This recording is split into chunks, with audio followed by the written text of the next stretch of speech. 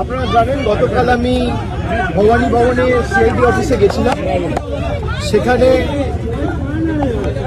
আমাকে প্রায় 5.5 ঘন্টা জিজ্ঞাসাবাদ করেছে তদন্তকারী সংস্থার প্রতিনিধি, এবং আমি তাদের সাথে সহযোগিতা করেছি। আমার লিগাল রাইট, আমি কোর্টে মুভ করবো। কোর্ট আমাকে 6টার মধ্যে গতকাল ভবানী ভবনে সিআইডি হেডকোয়ার্টারে সশরীরে উপস্থিত থাকার জন্য নির্দেশ দিয়েছি। আমি কমপ্লাই করে প্রায় 12-13 মিনিট আগে, 6টার আগেই কালকে ভবানী ভবনে গেছি, এবং 11:30টার কাছাকাছি ইন্টারোগেশন প্রশ্ন উত্তর পর্ব শেষ হয়। প্রায় 5.5 ঘন্টা বলেছিল, এবং আমাকে আবার সেখানে একটা নোটিশ দিয়ে আগামী 14 তারিখ অ্যাপিয়ার করার জন্য বলা হয়। আমি 14 তারিখ কলকাতায় আছি, আমি 14 তারিখ অ্যাপিয়ার করবো আবার। আমি কোনো তদন্ত এড়িয়ে যাইনি। আমাকে দিল্লিতেও তদন্তকারী সংস্থা যখন ডেকেছে আমি গেছি, কলকাতাতেও নিজাম প্যালেস হোক, এদিকে সিজিও হেডকোয়ার্টার হোক, ইডির কাছে হোক, আমি গেছি। আমি সবসময় তদন্তে সহযোগিতা করেছি, এবং আমার সামর্থ্য অনুযায়ী যতটুকু কেন্দ্রীয় তদন্তকারী সংস্থা বা এই মুহূর্তে দাঁড়িয়ে রাজ্যের গোয়েন্দা সংস্থা সিআইডির সাথে যেটুকু সহযোগিতা করা উচিত আমি নিশ্চিতভাবে করছি। আজকে আমাদের দলনেত্রীর বাড়িতে কিছু বৈঠক ছিল পূর্ব নির্ধারিত, সেখানে একাধিক বিধায়ক থেকে সাংসদ ছিলেন, এবং আমাদের মিটিংগুলো চলাকাল খুব সম্ভবত 4:30-4:45 নাগাদ যে সিআইডির একটা টিম এসেছিল আবার কোনো একটা আলাদা মামলায় আমাকে নোটিশ দিত। তো আমি আমার সেক্রেটারির মারফতে তাদেরকে অনুরোধ করি যে আমি এই মুহূর্তে আমার বাড়িতে সশরীরে উপস্থিত নেই বলে আপনারা চিঠিটা অন্য কাউকে দিয়ে দিন, সে রিসিভ করে আমার পক্ষ থেকে নিয়ে নেন। এবং আমি অনুরোধ করি যে আপনারা যদি আমাকে দিতে চান তাহলে আপনাদের অপেক্ষা করতে হবে, তার কারণ আমি এই মুহূর্তে আসতে পারবো না মিটিং থেকে বেরিয়ে। আপনি আপনার মতো করে যখন ইচ্ছা বাড়িতে নিয়ে বলবেন যে আপনাকে ছাড়া কাউকে আমরা দেবো না। আমি যদি বাড়িতে না থাকি তাহলে আপনাকে অপেক্ষা করতে হবে আমার ফেরার জন্য। এখন প্রায় 7:20 বাজে, আমি বাড়িতে ঢুকেছি, আপনাদের সাথে কথা বলছি 5-10 মিনিট হয়েছে। 6-7টার মধ্যে আমি বাড়িতে ঢুকেছি। আমি ঢুকে দেখছি সিআইডির প্রতিনিধিরা নেই, তারা ফিরে গেছে। তারা যদি পরবর্তীকালে আমাকে ফোন করে আসে, আমার সাথে যোগাযোগ করে আসে এবং আমাকে বলে কোন সময় গেলে আমি বাড়িতে থাকবো, তখন নোটিশ দেবে, আমি নিশ্চিতভাবে জানাবো। আমি যখন বাড়িতে উপস্থিত নই সশরীরে, তখন যদি তারা এসে নোটিশ, তখন যদি তারা আসে নোটিশ দিতে এবং একদম স্পষ্টভাবে বলে যে আপনাকে ছাড়া কাউকে নোটিশ আমরা দেবো না, আপনার হয়ে কেউ যদি রিসিভ করতে চায় সেই সুযোগ পাবে না, তাহলে আপনাকে আমার ফেরার জন্য অপেক্ষা করতে হবে।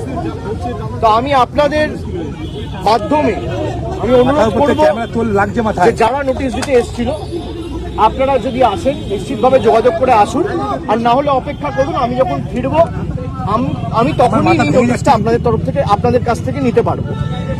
আপনারা যারা আমাকে প্রশ্ন করছেন আপনি তদন্ত এড়িয়ে যাচ্ছেন, আমি কোনো তদন্ত এড়িয়ে যাই, আমার দোকানোর কিচ্ছু নেই। আমি কেন্দ্র তদন্তকারী সংস্থার সম্মুখীন হয়েছি এখনো পর্যন্ত 8 থেকে 10 বার।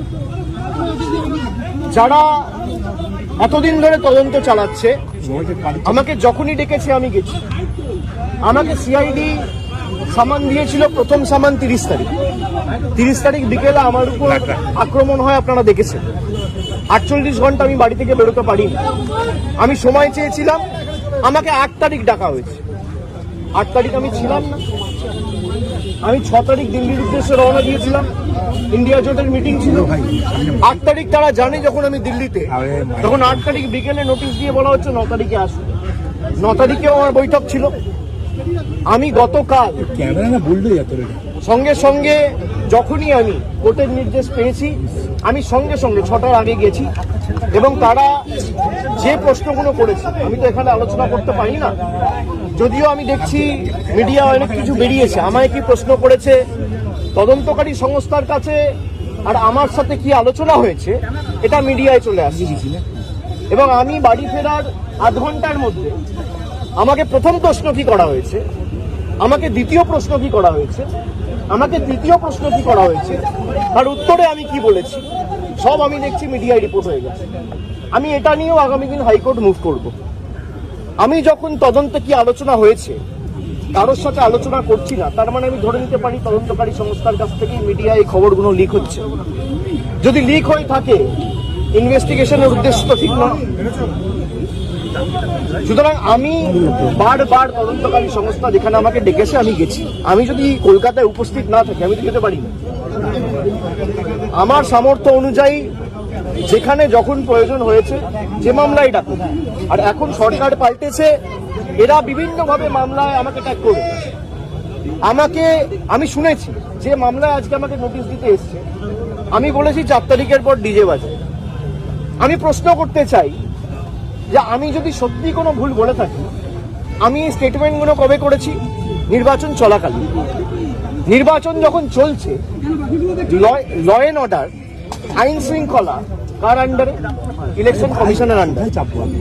মমতা বন্দ্যোপাধ্যায়ের আন্ডারে তো ছিল না।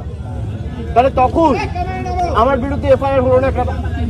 ইলেকশন কমিশনের বিরুদ্ধে কমপ্লেন হলে ইলেকশন কমিশন আমার বিরুদ্ধে ব্যবস্থা নিল না কেন?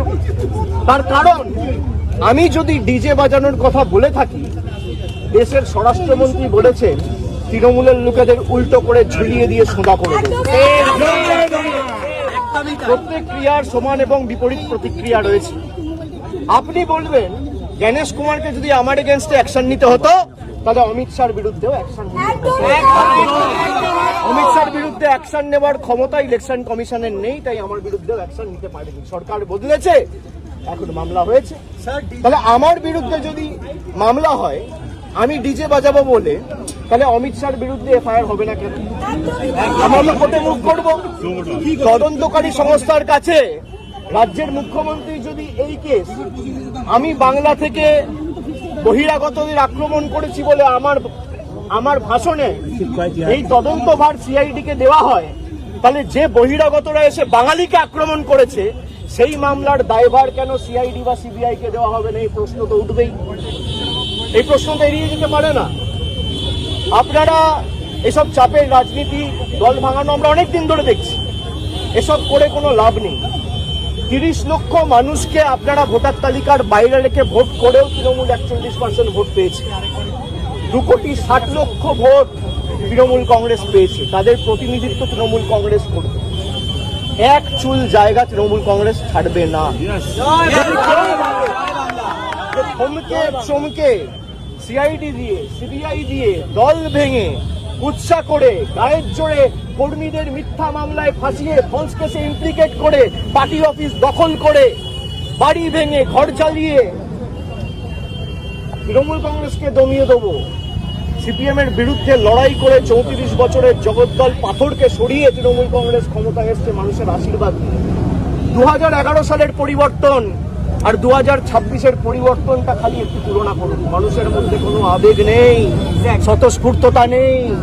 8টার পর রাস্তা শূন্য, ফাঁকা। বিজেপি বিজয় মিছিল বার করতে পারছে না।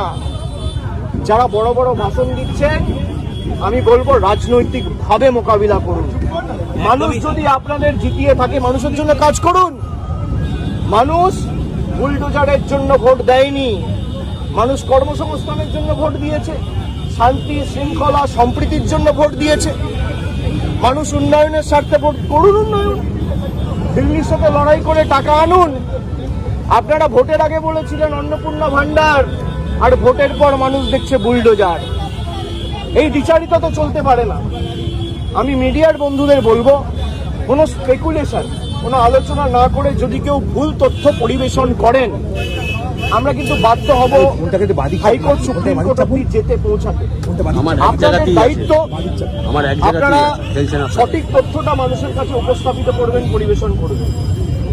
আপনারা রটনাকে ঘটনা বানিয়ে দেখাবেন না। আমার সাথে তদন্তকারী সংস্থার কি কথা হলো, আমার সাথে অন্য কারোর কি কথা আপনি দেখিয়ে দিচ্ছেন। আমার সাথে রাহুল গান্ধীর মিটিং হয়েছে, তৃতীয় ব্যক্তি কেউ নেই। আমি আর রাহুল গান্ধী কি কথা হয়েছে আপনারা জেনে গেছেন। আমিও মিডিয়ার সাথে কথা বলবো। আপনারা জানছেন কোথেকে? আপনারা আপনাদের মতো স্পেকুলেট করে খবর যা পাচ্ছেন বলে দিচ্ছেন।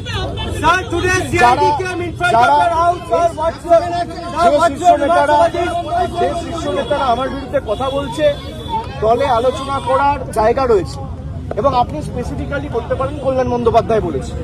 কল্যাণ বন্দ্যোপাধ্যায়ের অধিকার রয়েছে আমাকে নিয়ে কথা বলার, কল্যাণ বন্দ্যোপাধ্যায়ের অধিকার রয়েছে আমাকে নিয়ে চারটে কটু কথা বলার। কল্যাণ বন্দ্যোপাধ্যায় আমাকে ছোট থেকে মানুষ করেছে, আমায় বড় হতে দেখেছে। আমি এই কথাগুলো নিয়ে খারাপভাবে নিই না। ওনার একটা ঘটনা হয়তো খারাপ লাগতে পারে, উনি বলেছেন, কিন্তু আমি আমার কোনো ব্যক্তিগত ক্রোধ বা আমার কোনো ব্যক্তিগত ক্ষোভ কল্যাণ বন্দ্যোপাধ্যায়ের বিরুদ্ধে নেই। আমি তাকে আগেও সম্মান করতাম, আগামী দিনেও।